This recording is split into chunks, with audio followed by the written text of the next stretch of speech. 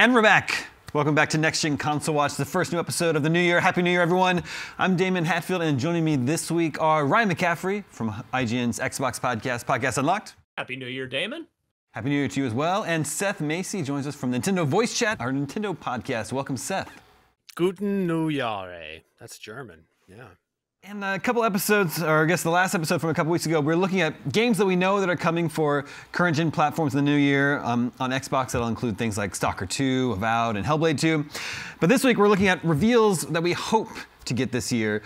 Things that haven't happened yet, reveals that we hope are announced in the next calendar year. And this week we've got Xbox and Nintendo. To be honest, it's because a lot of our PlayStation people are still on vacation, so we're allowing them to enjoy their break. Maybe we'll do an episode focusing on PlayStation reveals we hope to see next week. But for now, we've got Xbox and Nintendo. Ryan, let's start with you. We know some big games that are expected this year, but what are you hoping is revealed this year? There are a few top-of-mind announcements that I just feel like it's the right time for at some point this year, and I really hope we get them. And I will start with Gears of War 6. The last Gears of War, of course, Gears 5, had a very significant story moment that needs resolution in the next game. If you haven't played it, go check it out on Game Pass. It's awesome. And that game came out in 2019, wow. Fall of 2019. So, you know, this is going to be 5 years. When the June showcase rolls around in presumably still June, if Microsoft sticks to their schedule, it's going to be 4.5 years between announcements. Now, a couple of years ago, the Coalition, the development team behind Gears of War, said, hey, we're moving over to Unreal Engine 5. We're not going to be making any announcements for a while. We need some time to get under the hood and get used to this new engine.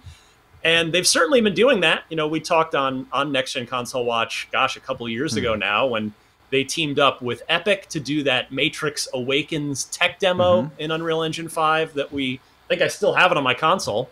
And that looks great. And so, you know, they've certainly gotten familiar with the engine. And I have no doubt that Gears of War 6 is going to look incredible on Unreal Engine 5.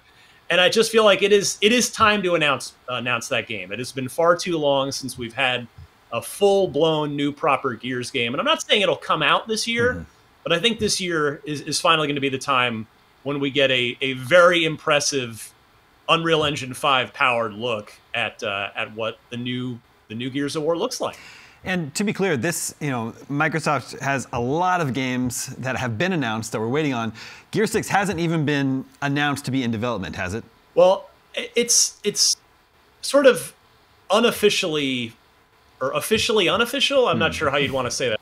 It's been sort of talked about, but it's just not been officially announced or confirmed that Gears of War 6, or just maybe Gears 6, if they stick to the more recent nomenclature, is in development. So it's time to make it official. Let's see what this thing looks like in Unreal Engine 5, and I can't wait to see where they go with the story. All right, so Gears 6, what else are you hoping to see from Xbox this year? Well, the other one is the next game, which on Podcast Unlocked, our weekly Xbox show, I've been crying for this for probably a year, maybe a year and a half at this point, and it's got to be the year 2024. We have to at least find out what id Software's next game is. Now, we got a maybe accidental reveal of that when the roadmap, that old copy of the roadmap, leaked from Microsoft's own lawyers in the FTC case some months back. And the game on that list was Doom Year Zero, suggesting that it's a prequel to Doom 2016. So whether that's still the project, I presume it probably is, because Doom 2016 was great and did well, and Doom Eternal was even better and did well. I presume it will stick with Doom, and this is indeed going to be the game. And this has got to be the year. I mean, I'm hoping that maybe this will even be the year that we get to play it, that it comes out in the fall. But I'm not quite going to count that chicken before the egg has even officially been laid yet. But I'm very confident, very optimistic that we will get the announcement of id Software's next game, presumably Doom Year Zero, at some point this year. Yeah, the sort of calendar or the roadmap that was leaked, that was a plan at some point, was Doom Year Zero and its DLC in financial year 2023, and then more DLC in financial year 2024. So if it is coming, it's definitely like a big game that they're planning to support long after its release. Absolutely. Okay, what about over on the Bethesda side of things? Is it time finally for Indiana Jones? Yeah, I believe Todd Howard, I think he came out and said we're going to hear more about it next year, meaning now this year. That one, it's been a couple years of nothing, of just absolute silence after that teaser that didn't even tell us the actual name of the game. Yeah. Like, we don't know the full name of the game, because I doubt it's going to be Indiana Jones. It's probably going to be and the something of something, Right. As history will suggest on that. Is it going to be third person? Is it going to be first person? Is it going to blend them both? Because this studio, Machine Games, their history going back to before they were Machine Games and when they were at Starbreeze is exclusively first person stuff. Right. So I can't imagine it's going to be a purely first person game. I think it'd be kind of cool to see what a first person Indiana Jones game would be, but I think it's probably going to be third person. Maybe it will go back and forth and mix the two, but yeah, it's been a while since the last full proper Wolfenstein game. There was one or two little expansions there, which generally don't occupy the entire development team. And traditionally speaking, I don't know that for a fact as it pertains to Machine Games, but yeah, it does seem like this is the year where we'll not only get Indiana Jones sort of officially confirmed, revealed, we'll see some gameplay, but I'm hoping this is maybe going to be one of their big holiday titles this year and that it'll actually come out. Well, along with that Doom Year Zero, all the other the leaked information from Xbox last year, there's also new hardware that was supposedly planned, 2 new pieces of hardware that were planned for this year. Is that right, Ryan? Yeah, the supposed refreshes of the Series S and Series X, with the Series X taking the bolder step of joining the Series S that already exists as being a digital-only console. 2 terabytes of built-in internal storage, and for the same price. So you're trading a disk drive, an optical drive, for an extra terabyte for the same $499 price. And that is a big move. And the leaked image that was part of that, whether the final version actually looks like that, I mean, I think we, for now, have to assume it does. It could probably get changed or at least tweaked, but it's a much more rounded Series X. And I don't know, we'll see. I mean, I'll be honest with you, Daemon, as I'm a big fan of how the Series X looks now. I love that it's like a prop out of, it's like inspired by 2001: A Space Odyssey with that sort of monolith obelisk design to it, very minimalist. I'm not as big a fan at all of this rounded version that was shown in this leak thing. Now, it doesn't really matter. It's not for me. I'm not buying one because I already have the rectangular Series X behind me and I've got an extra terabyte of expansion card plugged into the back. So I'm all set. It's not for me, but yeah, I mean, that's supposedly coming around later in the year towards the fall. And then a Series S refresh supposed to be coming along sooner in the summertime. So it's going to be a very interesting year for Xbox on both the hardware and software side of things. All right, so Ryan's hoping for reveals of Gear 6, the new Doom, full reveal of Indiana Jones, and the 2 new models, Xbox hardware models. Switching to Nintendo, Seth, I think we should probably start with hardware, because I think everyone finally expects the Switch 2, the next Switch successor, to come this year. And in fact, just today we've got some predictions from analysts predicting that it'll be more iterative than a complete reinvention of what the Switch is. What do you think?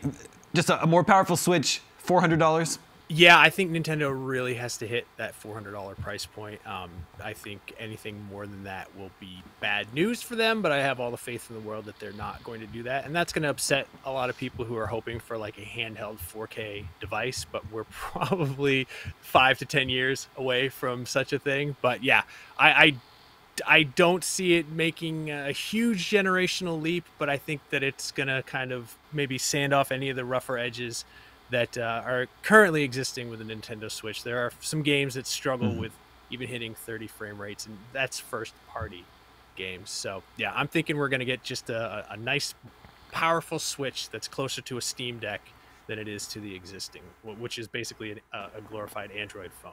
I'm just kidding. It's not like that, but. When would you expect a release? Maybe in the fall? Oh yeah, I think this is going to be a fall release. I think that Nintendo really wants to own the holidays. They did. We haven't seen the numbers yet, but their Black Friday bundle this year was actually different. It was also the best Black Friday bundle they ever had. It was, instead of a regular Switch, it was the OLED Switch. It was the same price. They were clearing out all the other ones. They just love that big Nintendo holiday sort of push, and I think that we're going to see the numbers. We're going to see Nintendo had a lot of success, but it's also going to probably show that they know now is time to move on to the next one. Oh, so what would you like to see revealed as the big launch game for the Switch 2? Oh, man. I have been predicting for a long time that Metroid Prime 4 is never coming to Nintendo Switch and is going to be a launch game for the Switch successor. However, Metroid, as wonderful and perfect as Metroid is as a franchise, it doesn't generally sell that well. So I think we're probably going to see a new 3D Mario. I know that was something that you were hoping to see as well, Ryan. Yeah, I mean, I reviewed Super Mario Odyssey for IGN. It's one of 2 10 out of 10s that I've given in my 11-something years working at IGN, and I still feel as good about that 10 today as I did when I gave it in 2017. And so, we got Super Mario Brothers Wonder, which was fantastic, just an amazing 2D Mario game. But that's not the same team that works on the 3D Marios, and it is time. I mean, it's been now, we're past 6 years since Super Mario Odyssey. It was a pretty long gap from what, Galaxy 2 to Odyssey. And so the planets, to me, seem to be aligning towards the next mainline 3D Mario game being that day one Switch 2, or as I think Seth will join me here in suggesting strongly to Nintendo, Super Nintendo Switch launch title. I mean, they had Zelda as the day one launch title, Breath of the Wild, which was such a catalyst for an already great system, but because of Zelda, you had to get a Switch right away. It became this must-have thing, and then they followed that with of course Odyssey in the fall that year, making for just two of the greatest Nintendo games of the last decade. Yeah. Both arrived in the same year, one of them being a day one title.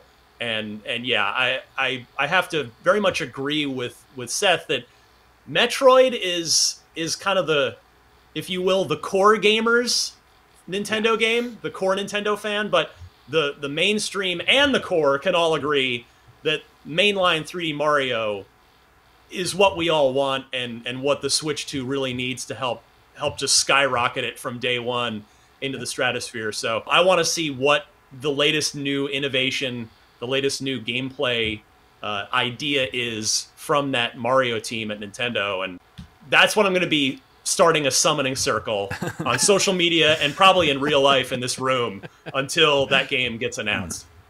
So Seth, what do we actually know about at this point? There's Mario vs. Donkey Kong, I think, next month. There's the Princess Peach game, and then Luigi's Mansion 2 HD. Is that right?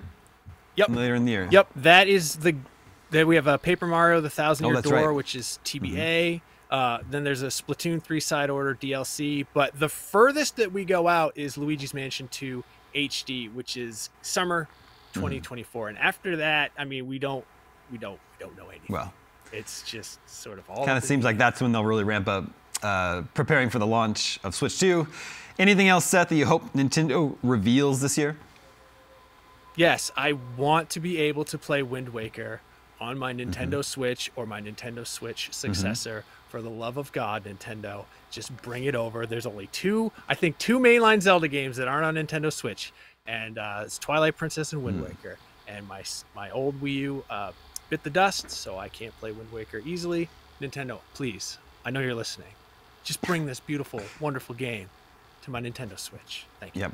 I think every Friday morning, Shigeru Miyamoto brews himself a cup of coffee and sits down to watch the latest episode of Next Gen Console Watch. Shout out to you, Miyamoto-san. There you have it. It's a few reveals that we hope to see in 2024 for both Xbox and Nintendo. Again, we'll try to focus on PlayStation in an upcoming episode soon. But we want to know, you viewers out there, what reveals are you hoping most to see this year? New Switch hardware, new 3D Mario, Gear 6, the new Xbox hardware. Make sure to vote at IGN.com the day this episode goes live, and we'll share the results with you next episode. And that will do it for this edition of Next Gen Console Watch. Thank you to both Ryan and Seth for joining me. Thank you to everyone working behind the scenes in our LA studio to make this episode possible. We'll be back next week with more of the latest on PS5, Xbox, and now we can finally talk about Nintendo games on this very show. What a time to be alive. We'll see you next week.